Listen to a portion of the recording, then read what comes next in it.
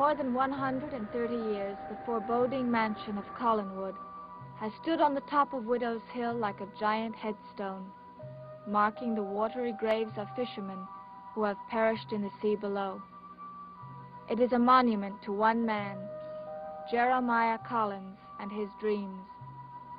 But when men dream, spoilers always seem to lurk nearby, ready to destroy their dreams, turning them into nightmares, even in a small family town like Collinsport.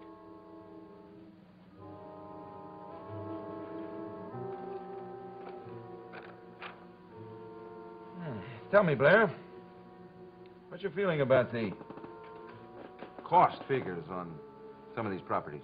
It's a lot of money, Mr. Devlin. Well, do you think it's all worth the money that's involved? If you're asking me, are the prices fair, I can answer in one word, yes.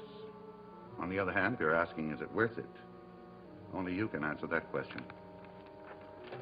It's worth it. Well, then, you'll be happy to know that your bid is in on the Logansport Fishing Industries. Good. Has anyone else made a bid? Not so far.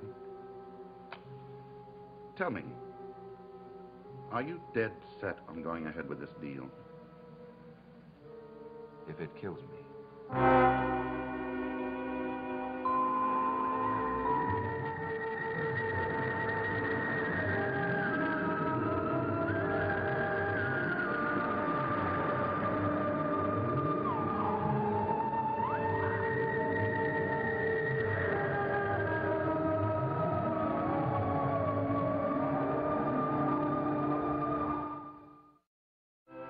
I tell you, Liz, Victoria Winters is a dangerous young lady to have in this house.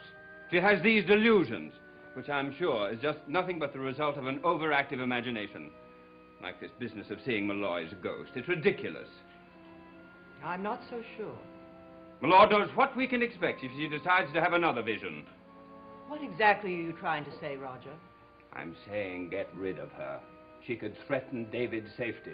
It's plain she doesn't like the boy. And there are times when I sense he's afraid of her. David afraid of her? After what happened last night, I think it's the other way around.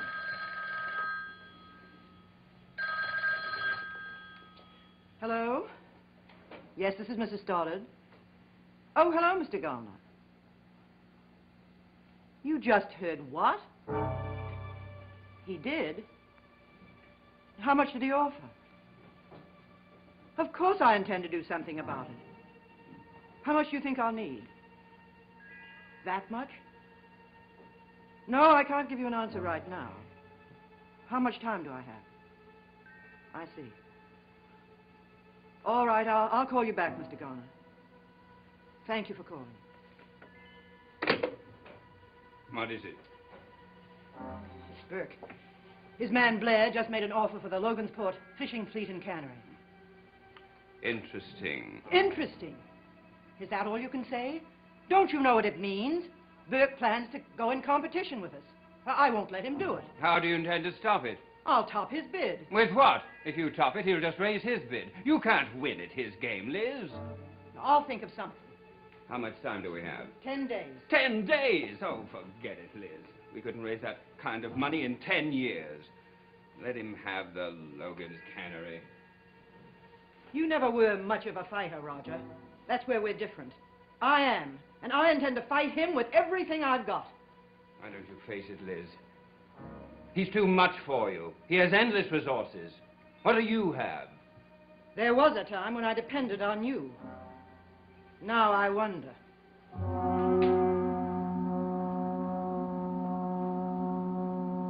Blair, how long will it take to close the deal on Logansport? Well, that depends. On what? Don't you think you've underestimated Mrs. Stoddard? No, I don't think so. From what I hear, she's a pretty strong woman. She may put up a mean fight when she learns what you're up to. Well, Blair, what has she got to fight with? A nephew who runs to me. I'm his idol, an infatuated daughter, a weakling brother she can't depend on. I also have planted a housekeeper in our home to let me know what she's up to. She's alone. She has nothing to fight with. Maybe she has. Who does she have? The men who work for her are loyal. They like her. Even you know that. They've been with her for years. They're good men. That's why Collins Enterprises has always been successful. And why, conversely, that Logansport is up for sale. How can you compete with her unless you can find men like these? Money talks. Money buys loyalty. Everyone has a price. Name it and you can buy them. Some just come a little higher than others, that's all. But everyone is for sale. I'm not so sure. Well, I am. I've called a meeting here Excuse me. Yes. Yes, I'm expecting them, sure. Yeah, that's all right. Send them right up. Thank you. See, Blair, money talks. Now you're just going to see how conversational it can be. You see, I got a few little tricks up my sleeve.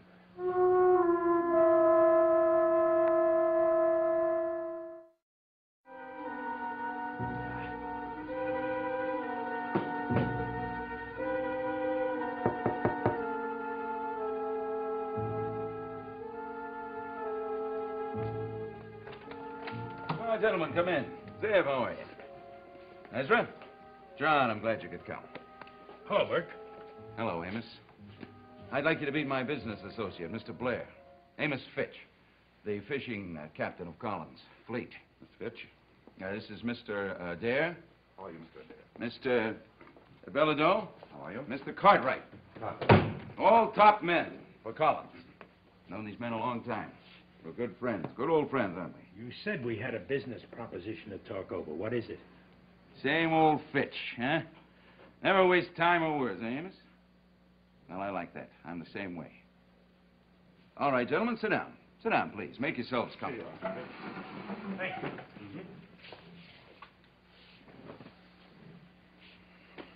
All right. I'll come right to the point.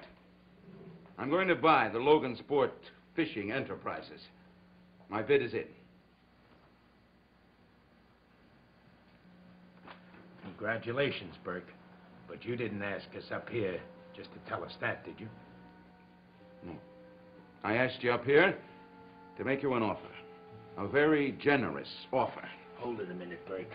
We better get something straight before you go ahead. I'm going to tell you. Now, just a minute. Let me finish. Hear me out.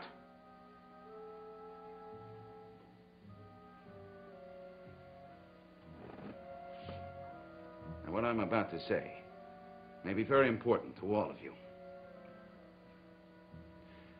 I'm going to take over the Logansport fishing canneries, and I want your help. I know you can make it into a first-rate outfit, and I know I can do it with your help. I thought that's what you were going to say, Burke. Well, speaking for myself, I've been with the Collins outfit too long to make a change.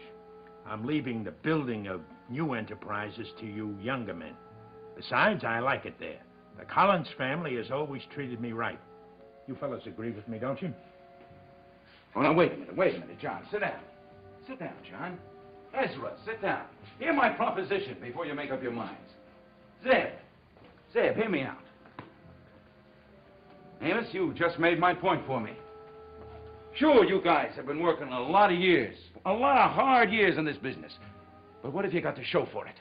You don't own anything. If you had to quit tomorrow, it'd be really rough on you and your families. And I want to see that you've earned much more than you're getting. And I want to give it to you. Like what? Well, I'll let Mr. Blair explain what I mean. What Mr. Devlin is saying, gentlemen, is that it's time your years and experience started to pay off. You'll be making more money than you've ever been paid before. And what's more, every one of you will be in on a profit-sharing deal. No more depending on weekly paychecks. This is your chance to earn big money. And don't tell me it doesn't mean anything to you. All right, men. Let's talk. First, I'll give you the details. Now, when I tell you what I have, the plan that I have, I want you to speak up. Anything you don't agree with, just let me know. And at the end, if you don't like it, you can walk out of here, and there'll be no hard feelings. Okay? Now, first, Zeb. How would you like a drink, huh? Ezra? Mr. Blair, why don't you fix the boys a drink? Burke has a lot going for him, and a lot of people behind him. And what do we have? We would have to fight this alone, Liz. Not exactly. What do you mean, not exactly? Actually, we're not alone. We have people Burke will never have. People he could never buy. They'll help us fight. Who are these people? Well, the men who work for us. We can count on every one of them to stick by us. Even Burke's money can't buy their loyalty. Forget loyalty, gentlemen. That is not the issue. What I'm saying is, if you don't take my proposition, my offer that I'm saying right now, when you come over to Collinsport, from Collinsport over to Logansport, you're gonna find it very hard to find any jobs over there. You know what I mean, Amos? Amos, there are not going to be any more jobs around here as soon as I take over Logansport. You understand that? So I'm giving you guys this one chance. This one chance. Now, what do you say? Will you come along with me? I think I'm going to make my move right now. You seem pretty sure of yourself. The Collins family has been in business a long time. They'll fight. They won't let you take over. Now, let me tell you something, Amos. I'm going to take over. And there's nothing the Collins family can do about it. Nothing.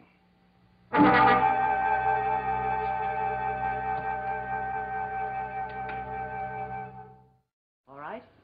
Let's say worst does come to worst and Burke takes over Logansport. How's he going to run it? He'll need experienced help, won't he? Naturally. Well, where's he going to find it? There's not one man in this entire area left with enough experience and background for the help he needs to run Logansport. Well, then he'll have to go out of this area to recruit his people. And again, he's got the money.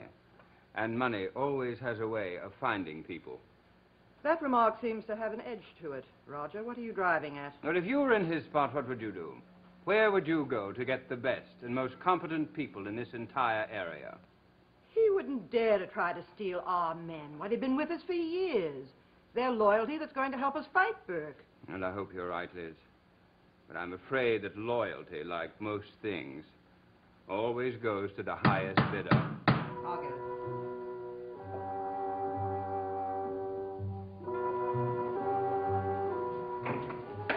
Oh, Amos, please come in.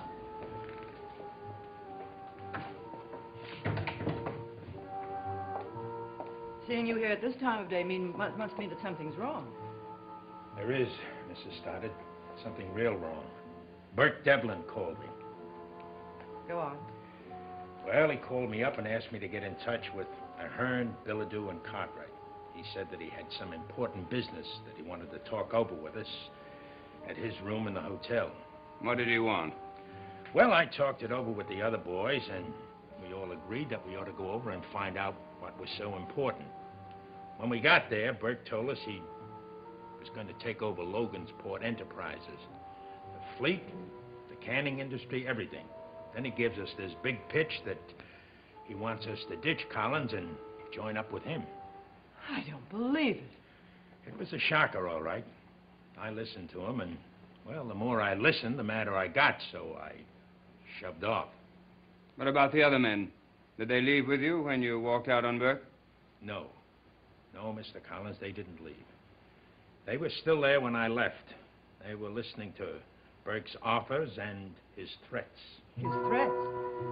He said that if we didn't come over to Logansport with him, we'd all be out of work soon.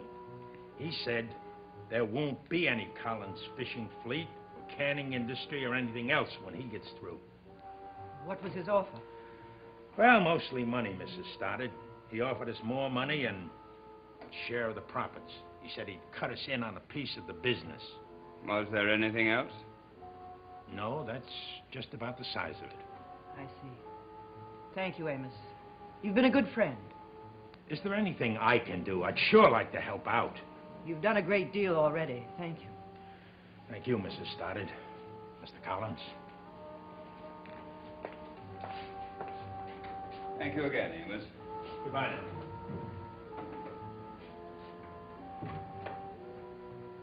Well, it seems as though Burke Devlin has reduced this fight to money versus loyalty. And whenever those two are matched in the same ring, there's always a quick decision.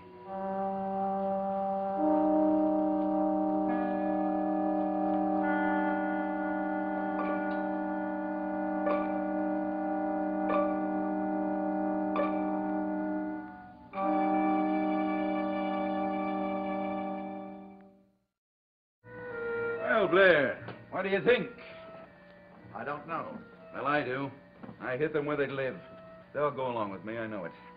Don't you think you're a bit overconfident? How do you figure? I figure Fitch. He didn't buy. He was downright mad when he walked out of here. Oh, I can handle him. He may be a little harder, but he's got a price. I wouldn't count on it. He struck me as the kind of man who would leave this room and go over and tell the Collinses the whole story. I hope so. There's no fun in conquest unless the opponent puts up a little fight. That's exactly what I want him to do. I take pleasure in watching them squirm. Well, even a squirming worm can wriggle itself out of a hook. Not if a good fisherman baits the hook. How many fish do you think you caught? Well, I was watching him like a courtroom lawyer. I think I got 3.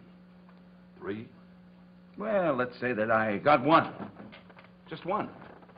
If I can convince one man, just one man away from Collins to Logansport, the rest will come running like sheep. What makes you so sure? Well, because he'll be my good luck insurance.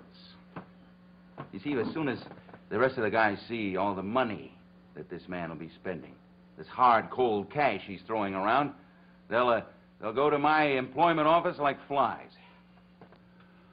Well, Mr. Devlin, you seem to have all the answers. If you have nothing else for me to do, I'll be running along. Yeah. I want to get back to Bangor. See how things are coming at that end. All right, Blair, keep me posted.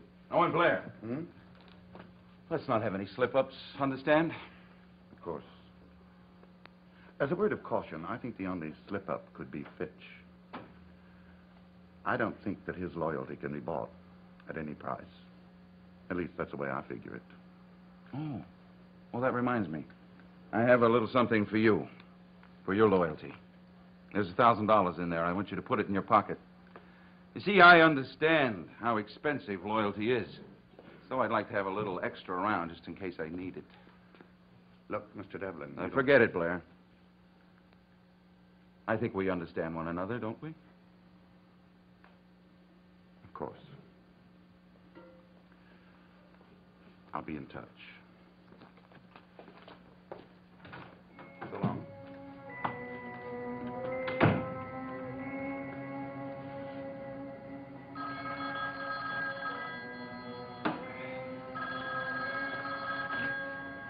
Yes? Mr. Devlin, Yes, this is Burke Devlin. this is Elizabeth Stoddard. Oh, it's you. I've been expecting your call, Mrs. Stoddard. Burke, I know what you're up to, and I can promise you one thing. You won't get away with it. You've just pulled the lowest, most contemptible thing you could possibly do. It's obvious that there's no love involved here, so let's just say all's fair in war. If you're looking for a fight, Burke, you'll get it. You're through pushing the Collins family. I'd say the Collins family could use a push. You're all in a rut. Look, Burke, I'm just going to remind you of one thing. You don't own Logansport yet. I'll stop you if it takes every cent I have. You'd better save your last few pennies for a newspaper. Then you can read about how I not only took over Logansport, but the Collins enterprises as well.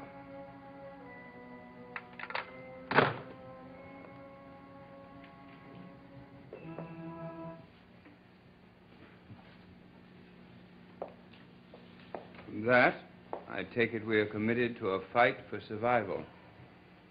That's the way it is, Roger. It's Burke Devlin, or it's us.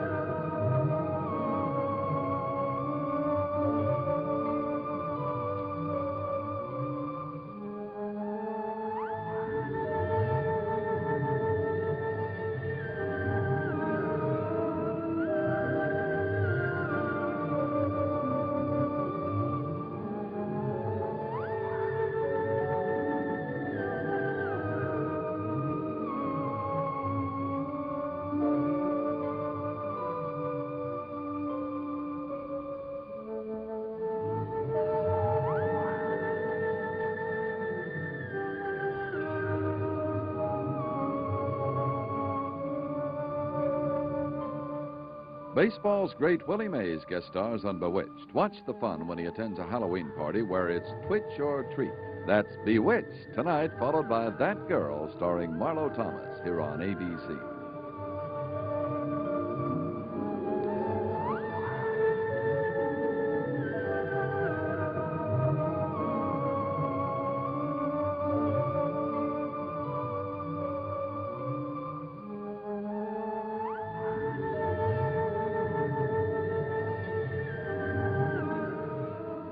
Dark Shadows is a Dan Curtis production.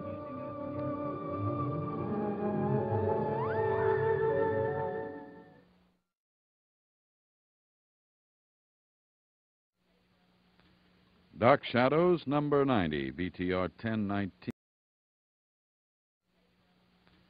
Dark Shadows, number 90, VTR 1019.